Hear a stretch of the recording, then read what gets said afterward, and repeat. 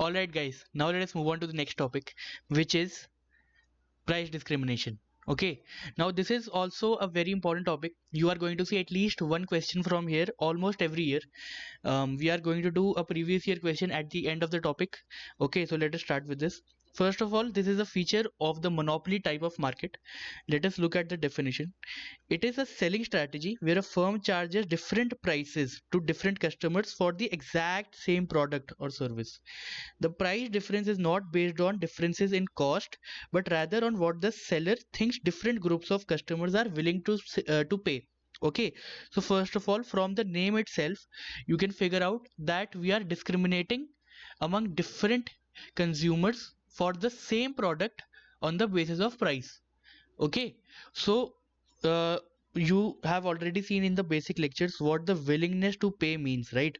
Every customer has a different willingness to pay for the same product based on his or her demand. Let us say that you are stuck in a desert and you need water. You are going to pay a very high price for that water, right? But when you are in the city and there is plenty of water in and you can buy a bottle from like any shop, then you are not going to pay that same high price. Okay, so it depends on the situation and it is individualistic. It is different for each of the customer. Okay, now let us see. The ultimate goal for the firm is to capture more of the consumer surplus and convert it into additional profit. Okay, so let us see, there are some of the assumptions for this. First of all, it has to be a monopoly. Secondly, there needs to be market segmentation. You will see this why later on. And then preventing the resale of goods, obviously, because if there is reselling of goods, it will no longer be a perfect monopoly or a complete monopoly. So now let us see the different types of price discrimination. First of all, there are three types. The first one is the first degree price discrimination, and so on, second degree, third degree.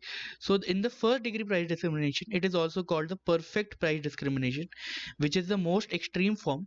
Here the firm is charging each customer the maximum price they are willing to pay. The firm captured the entire consumer surplus. Let us say that there are 50 customers in a monopoly, or they go to a monopolist. Okay, so the monopolist has perfect information. Okay, he has perfect information or knowledge about what, about the willingness to pay of each of the customers, right? Because what if the willingness to pay for a customer is higher, but what he tells to the monopolist is lower, right? So that is why we have already assumed that there is perfect knowledge with the monopolist, so that he can charge the highest price a consumer is willing to pay, right? And he does that to every single one of them. So in the real world, this is very rare, because it is almost impossible to know the customer's maximum willingness to pay.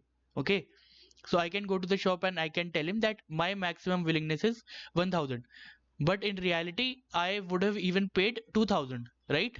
So that is what this means. Let us look at this graphically. Okay, let us first write first degree price discrimination. We are going to be drawing two graphs here.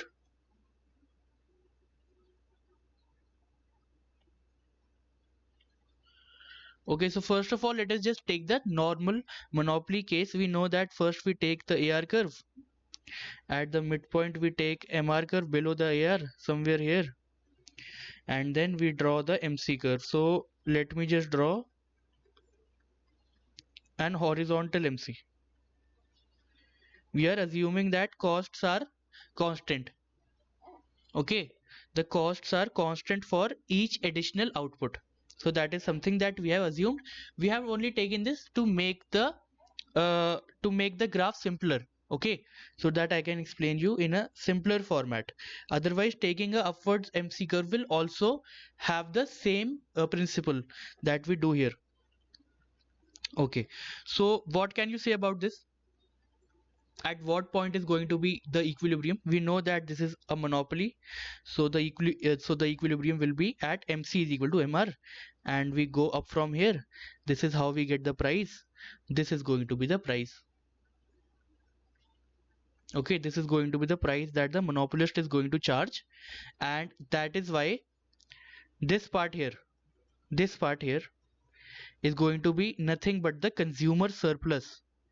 Okay, this part is the consumer surplus. Why? Because the demand curve, the AR curve, which is also the demand curve, it is telling us that this was the maximum willingness to pay. At this price, there were some consumers that would have bought this level of quantity for even this level of price. Okay, this was the highest level of willingness to pay. But right now, there is no price discrimination. So because there is an absence of price discrimination, the monopolist is charging a single price to the whole market. Okay, and because of this, this is the price that we are talking about here. Okay, so because of this, every single customer who comes before on the demand curve here, at this level of quantity here, here, and at the various levels of prices, they are getting a consumer surplus. What does this mean? Consumer surplus, we have seen, it is nothing but the willingness to pay minus the price that they actually pay. So if a person is willing to pay somewhere here, okay, and this is the quantity that he is getting, this is the quantity that the monopolist is able to sell at this price. Okay, but he in actuality he's paying only this price. So this triangle is going to be his consumer surplus. What he was willing to pay was higher, what he actually paid was lower. The difference is the surplus that he felt in value. It is not some actual monetary benefit, no, it is just that he assigned a higher value to that product by himself. For his own use, the product was more useful, more satisfying for him. For someone else, it was even lesser satisfying. Let's say here. Okay. So at here, the people are only willing to pay this much price because there are more customers who assign a lower value to that. Okay. That is what the willingness to pay means. So this is our consumer surplus, this triangle. Okay, now let us see what happens if there is price discrimination in the market, and that too perfect price discrimination. We are going to again take a horizontal MC.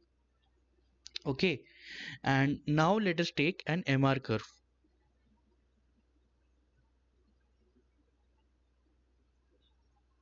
Okay, so what really makes this whole thing different is that in the perfect or in the first degree price discrimination, the MR is same as AR and it is the demand curve. Okay, MR and AR are the same. So what we are trying to say is that like here the MR is always, we know that it is lower than the AR curve or the demand curve. Here they are both the same. Okay, why? Because the producer, the seller, the monopolist, he is able to charge the maximum willingness to pay for every single buyer. Okay, so for every consumer, he is getting his maximum willingness to pay. Okay, so like here, this is what he is getting here, this is what he is getting, and so on. Okay, so if we can also draw up like this, so this just means that at every level of output, he is charging a different price because he already knows that, let's say that there are A, B, and C. He already knows that A is willing to pay the highest. So that is the price that he is going to charge A. He knows that B doesn't have that much money. Okay, B is slightly poorer. So he will be charging B a lesser price because he knows that that is the maximum that B can afford right now. He will charge B a lower price right here. Similarly, C, he will charge a even lower price. Okay, and so on. So he is going to be charging every single customer a different price, which is their maximum willingness to pay, and he will continue to do so until that is equal to his marginal cost. Okay, until that comes down to his cost. So until he is making even a single rupee of profit, he is going to continue to sell that output to different buyers. Okay, so what you can see here is that this entire triangle is now the producer's profit. Here we saw that only this smaller rectangle or this portion, actually this portion, this is the quantity, right? Q star. So this part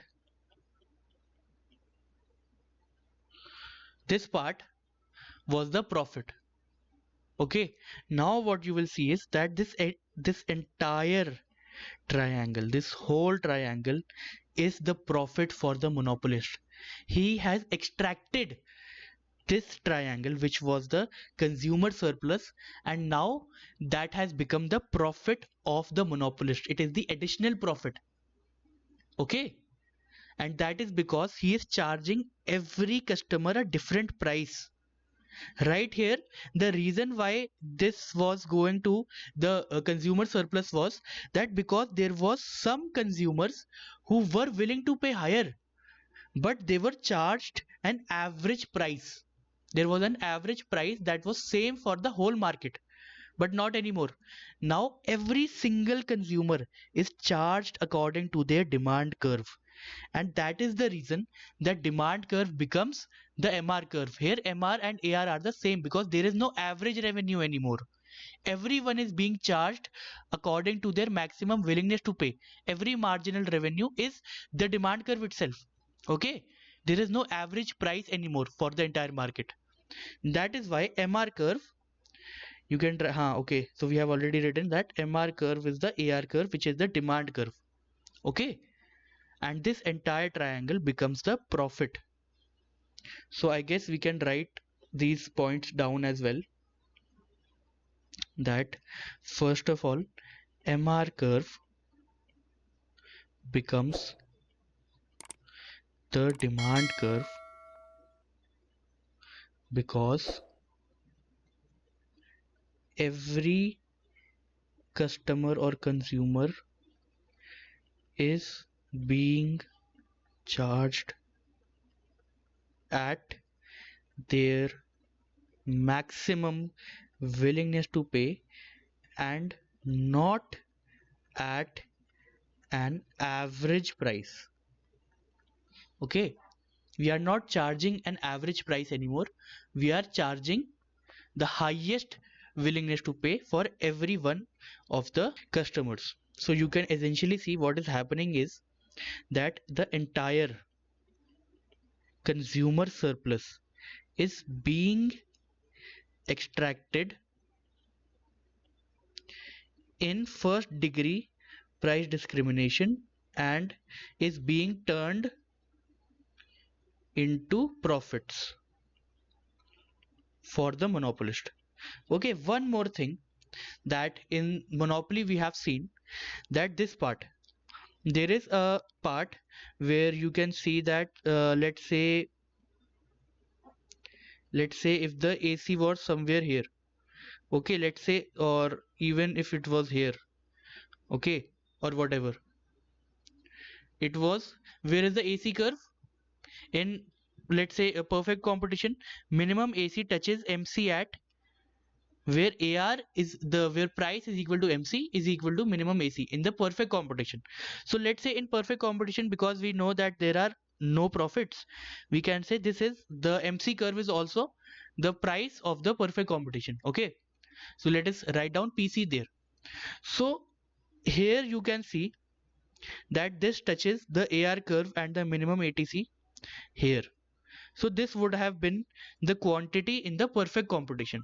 So you can see that there is a triangle, that is that is a space that we are not talking about in the normal monopoly, right? And you have seen this before already, that because we are producing at a lower level, right, because the monopolist is greedy and lazy, he produces at a higher price and at a lower quantity. There is a level of quantity that is not being produced, which was there in the perfect competition. Okay, so because of this lesser production, there is a part of the demand curve, there is a part in the market that are not being served in the monopoly type of market, but in the perfect competition everyone was getting as per their demand. right? But in the perfect competition, these people are not being served at all because their price is lesser than what the producer wants, okay, than what the monopolist wants. So because of this, in the monopoly type of market, because of a market inefficiency, we say that there is a dead weight loss, okay. This smaller triangle, there is a dead weight loss in the monopoly market, but not in perfect competition. There is no dead weight loss there. But here, right, the perfect competition is just this. So this is the CS, this is the PS, consumer surplus, producer surplus. There is no space for dead weight loss. But here, in the perfect degree or the first degree price discrimination or the perfect price discrimination, you see again that there is no space. There is no space for there to be any dead weight loss. Okay, and that is true because the producer is going to be charging till the price is equal to the marginal cost, and for that reason there is going to be no deadweight loss even in the monopoly type of market, but only when there is first degree price discrimination. And the reason behind that is price is equal to MC even in this type of monopoly. So let us write that down as well, that there is no deadweight loss in monopoly in the case of first degree price discrimination, or when there is perfect price discrimination in the market, right? So these are some very important points that are very commonly asked in the jam or gate papers. All right, so now let us move on to the second degree price discrimination. Before that, let us see this. Okay, so we can write down here that this is going to be the second degree price discrimination. Before that, we are going to see this very easy question that was asked in jam 2025. Okay, as you can see, this is the question number 37, which means it is between 30 and 40. So this has to be a multiple select question where there are options, there are more than one options that can be right, okay. So let us read it. In the case of first degree price discrimination, which of the following is correct in long run?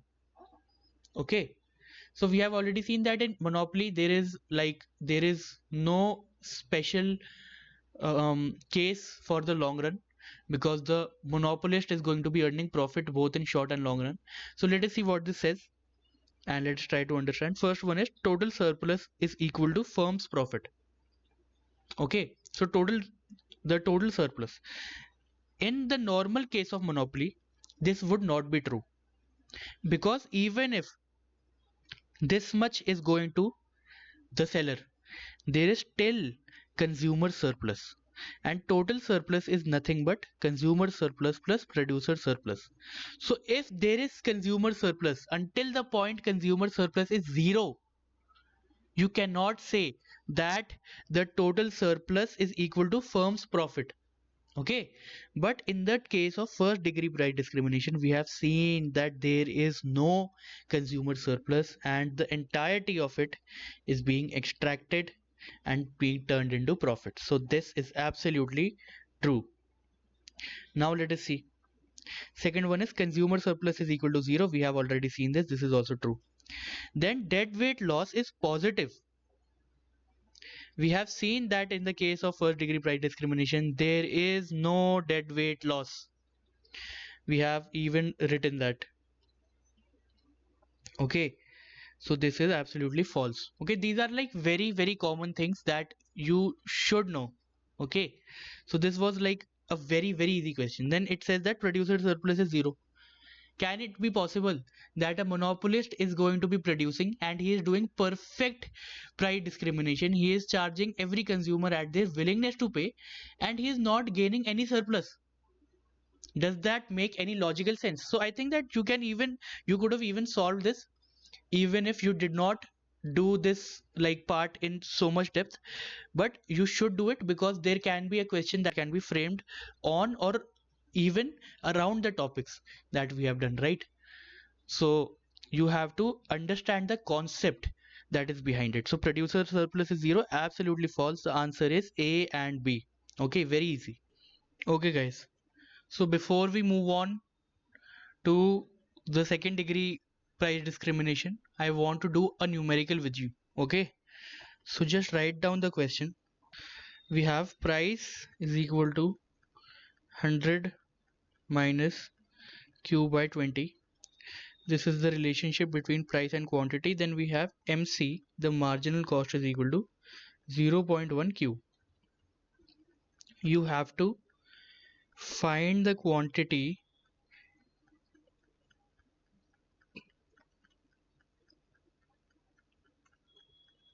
under first degree price discrimination, and you have to find the profit. Okay, so how would you go about this? Let us see. So the first step has to be that you have to draw the graph. That will give you a better understanding, right? When you are only beginning the numericals at this stage, if you draw the graph, you will understand better as to what you are exactly doing. Okay, so to draw the graph, we need some values. Let us draw a table PQ. Okay, and we are going to take some values. First of all, we want to know what Q would be if P is 0. If P is 0, right, Q is going to be 2000, right? Similarly, if Q is 0, P is going to be 100. Okay, so we can draw the graph now. You can, when Q is 0, we have P here and Q here.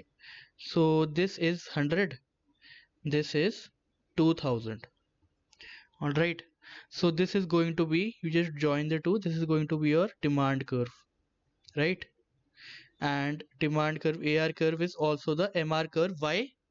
Because we are under first degree price discrimination, right, which is given in the question itself. Okay, so the first step is done. Now we need the equilibrium condition under the first degree price discrimination, and we have seen that the equilibrium here is going to be the same as perfect competition, right? We have seen that, so we know that P is equal to MC is the equilibrium condition because AR and MR are the same. So P can be, is not only just AR, it is MR.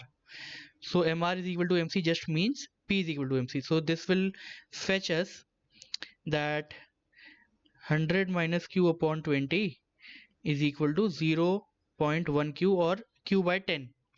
So from here you can get the value of Q star to be 2000 by 3. Okay, so this is the first part of your question. So this is just A.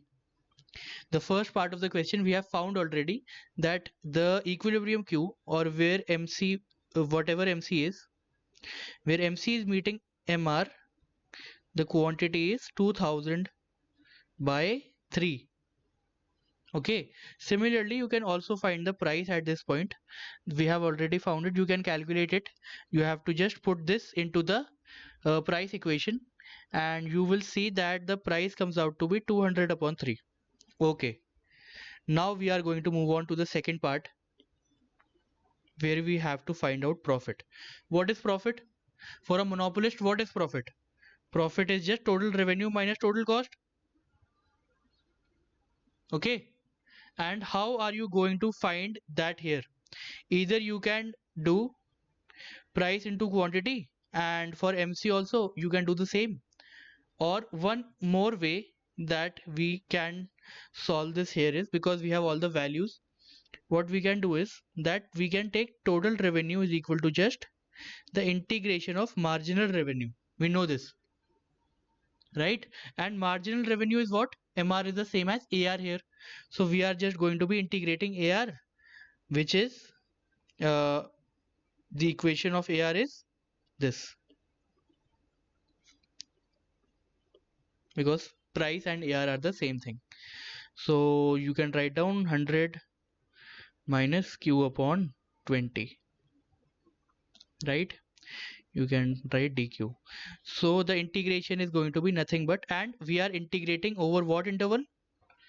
If we want to know the profit, we want to know this, right? And how can we do that? If we integrate on the x-axis, this is the curve, right? This is the curve, and we want to find the area under this curve. Area under this curve is going to be, if you flip the axis and look at it from that perspective, you will see that this is the area under this curve. Okay, so you have to just take this value, you have to integrate it from 0 to 2000 divided by 3. So that is going to be your interval, 2000 by 3. Okay, so you obviously you can just write this q, then q square upon 40. Okay, so this is nothing but your total revenue. Okay, so you can calculate this further, because we know that this is to the interval of 0 to 2000 by 3. So you can take 2000 by 3 common out here. You can just take 100 minus 2000 by 3 into 40. So you can cut this 0 0, so 50. So this is going to be 2000 by 3 into, this is going to be 250 by 3. Okay, so what you can do is you can just multiply the 25 here. So 25 into 2 is going to be something like this, right? 500 upon 9 into how many zeros are there? We have already taken 2, so one more, so into 1000. Okay, so just divide this 5 and okay, going to be, and so on, right?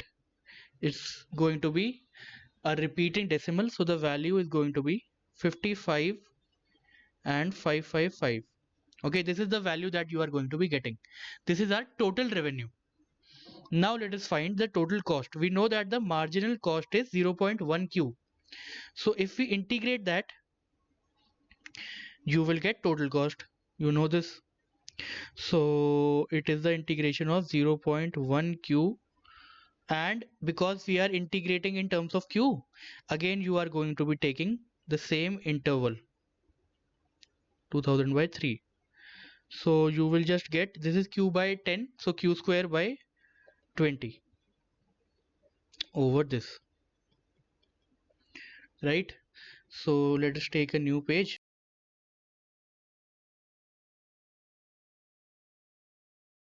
So you are going to get 22,222. Profit is nothing but the TR minus TC. It is 55,555 minus this 33,333. Okay, very simple. So what do you have to understand here?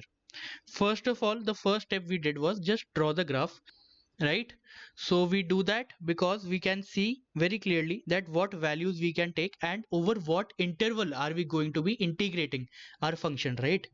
Because imagine if you were integrating in terms of p, if you flipped the whole equation and you wrote it in terms of p, but you cannot do this here, and the reason is that MC is in terms of q. Again, you can just replace q by p if you want to do that, but that will be very longer and very pointless, right? It is a pointless exercise when you already have it in terms of q. So that is why we are integrating this over q, right? This is the curve under which the area we are finding. Usually what happens is that if you have the equation in terms of p, you are going to be integrating under this curve. The area under this curve would be just this, so this, but we want the same area, so we have the whole thing in the terms of q, so area under this, simple, or area left of that. So the first step was to draw the graph. Then secondly, we wrote the equilibrium condition. If this was not first degree price discrimination, you would not have written P is equal to MC. You would have written MR is equal to MC, and you would have solved it that way, right? Then we just get the Q star. We also got the P star. From we put this value here, you get the P star, which is the equilibrium price. Then you get the profit. This is the very simple equation. You take TR. What is TR? It is the integral of AR. Sorry, the integral of MR. But here we do not have MR separately, but we already know that the equation for MR and AR is going to be the same because they are the same curve. So we take directly AR here and we integrate it. We get this, we replace it, and we get this as the answer. Then we take TC is equal to the integral of MC. Okay, then we get this value, and finally we get the TC as this, and profit is just the difference of that. Okay, so it is a very easy question. You just have to understand the format, like what you do first, what you do second, because a lot of time, many a times what happens is that the students get confused what the steps are. Okay, so once you get confused in the steps, you are going to be doing one thing first, and like your flow is going to break. That is why if you want to solve these questions fast, you have to understand what steps are to be followed. Okay, so that is why I wanted to do this small and easy numerical with you.